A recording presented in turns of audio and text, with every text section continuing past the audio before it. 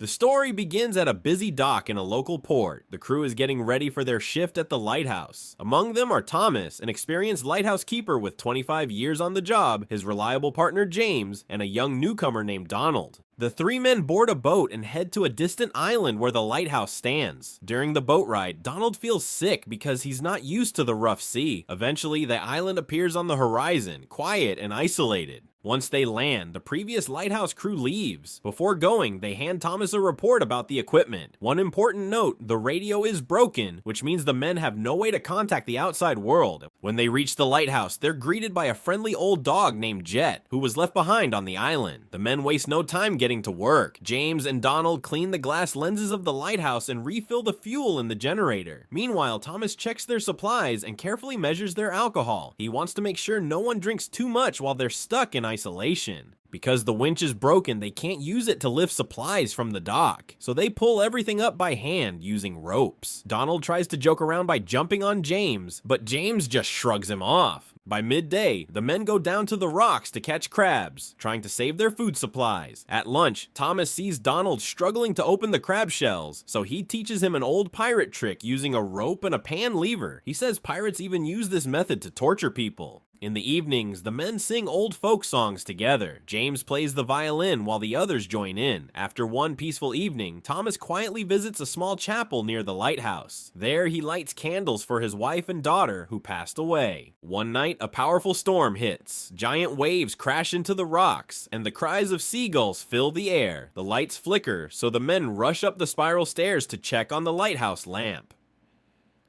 They find mercury leaking from it. Wearing protective suits, James and Donald clean up the mercury and refill the lamp. When it's ready, Thomas lights it while James pulls Donald back to avoid the bright glare, which could hurt his eyes. The next morning, the storm had passed, but dozens of birds had crashed into the lighthouse during the night. Their bodies are scattered everywhere, and it's an unpleasant task to clean them up. Later that day, Donald explores the island with Jet. He discovers a wrecked boat stuck in a crack in the rocks. Near it lies the body of a man holding a mysterious wooden chest. Thomas tells Donald, who is lighter and more agile, to go down with a rope and check it out. Donald carefully climbs down, confirms the man is dead, and ties the chest so the others can pull it up. But just as they start pulling, the dead man suddenly comes to life and attacks Donald, trying to drag him underwater. In the struggle, Donald grabs a rock and hits the man in self-defense, killing him again. Back at the lighthouse, Donald sits in shock.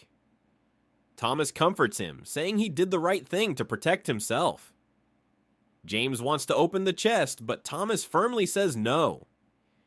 If someone was willing to kill for what's inside, it's better not to give in to temptation. That night, Donald couldn't sleep. He wakes up Thomas and talks to him. He shares a sad memory. Once he liked a girl but was rejected because he was born outside of marriage. When he asks Thomas about his family, Thomas quietly says he used to have one, but they're gone now. Later, James explains to Donald that Thomas's wife and children passed away long ago, which is why he always keeps to himself. Still unable to sleep, Thomas sneaks into the room with the chest. He picks the lock and opens it. Inside, he finds tools and, hidden under a false bottom, gold bars wrapped in cloth. Realizing that knowing what's inside will only cause more trouble, Thomas quietly puts everything back where it was and locks the chest again, keeping the secret to himself. The next morning, Thomas tries to repair the broken radio, hoping to report the recent events to the mainland, but to his dismay, the radio only receives messages. It can't send them.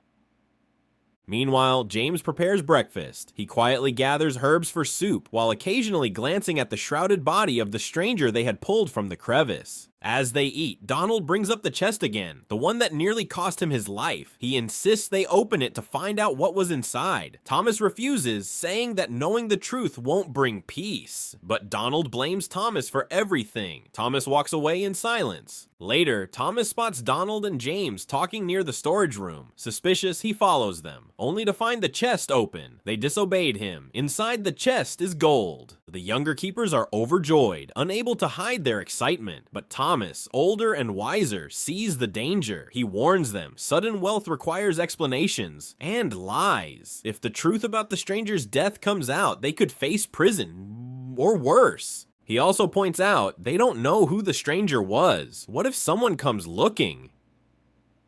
Tempers flare. The argument nearly turns physical before Thomas storms outside to cool off. When he returns, he proposes a compromise. They'll keep the gold, but they'll be smart. First, they must get rid of the body and any trace of what happened. Then, they'll hide the gold and stay on the island, continuing their work for one more year. During that time, Thomas will search for a trustworthy buyer. Only after that will they create a believable story for their sudden wealth. Later, as they carry the body toward the cliff, Thomas spots something in the distance, a boat approaching. Sensing danger, he orders the others to hide the body in the chapel and stay out of sight. He'll deal with the visitors. The boat arrives, carrying two suspicious men who introduce themselves as Locke and Boar. They ask if their companion's boat came this way. Calmly, Thomas lies. The boat was wrecked, and one man died. As for the cargo, he says another crew took it away. Locke asks how many people are on the island. Thomas says the others are busy with important duties and cannot speak. But the pressure proves too much for Donald. Nervous and sweating, he walks out to meet the guests. James follows, worried he'll say something wrong. Locke begins subtly interrogating them. Donald and James contradict each other. Locke notices and grows suspicious. Still with no hard evidence, he leaves. Before departing, the men ask for the radio frequency. Thomas realizes they'll try to contact the lighthouse, and when no one answers, they'll know he lied. Back inside, Thomas and James frantically try to fix the radio. It still can't transmit. Thomas tells Donald to watch the boat. As expected, Locke and Boar attempt contact. When there's no reply, they realize the chest and the body are still on the island. The boat turns back. Thomas arms his crew. He orders them to block the pier staircase and prepare to defend the lighthouse. The invaders circle the island looking for a landing spot. Boar, furious, screams insults and fires a flare gun, but misses. Tensions grow as night falls. Suddenly, Jed the dog starts barking. Thomas knows what that means. One of them is already ashore. He tells James to watch the boat while he and Donald rush to the house. Inside, Locke attacks and knocks Donald unconscious. Outside, Boar sneaks up behind James, hits him with a plank, and shoves him off the slope. Inside, Locke tortures Thomas, demanding to know where the gold is hidden. He stabs Thomas in the leg, but Thomas stays silent, stalling for time. It works. James, miraculously alive, storms into the house wielding a club. He knocks Boar to the ground and starts strangling him. At the same time, Donald regains consciousness. Recalling Thomas's survival lessons, he grabs a rope, loops it around Locke's neck, and pulls tight until Locke collapses. The keepers survive. Barely. Bloodied and shaken, they sit at the table, drinking in silence. Then, Donald notices something. A figure in the window. They rush outside and chase the stranger into the night. James catches up and strikes him, but when he looks closer, he's horrified. The figure is a boy, and he looks just like James's son. The next morning, James, in a daze, cooks breakfast while staring at the bodies, including the child. He silently drags the corpses to the cliff and throws them into the sea. His mind begins to break. Donald, worried, tells Thomas they should take the gold and escape before James becomes a danger, but Thomas refuses. Soon, James begins talking to himself. He stands at the cliff's edge, confessing that he doesn't feel anything anymore, not even memories of his wife.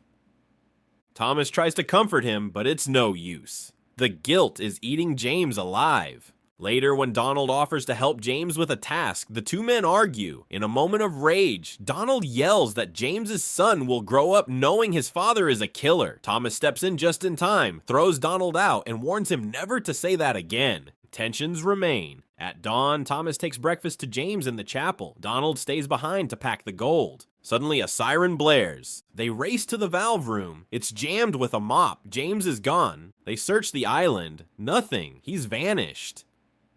That night, as Donald is packing the gold into a suitcase, the door creaks open. James is standing there, calm. He asks if they're leaving him behind. He insists he's fine now. The three sit at the table. To ease the tension, Thomas goes to get whiskey, but once he steps away, James locks him in the pantry and turns toward Donald.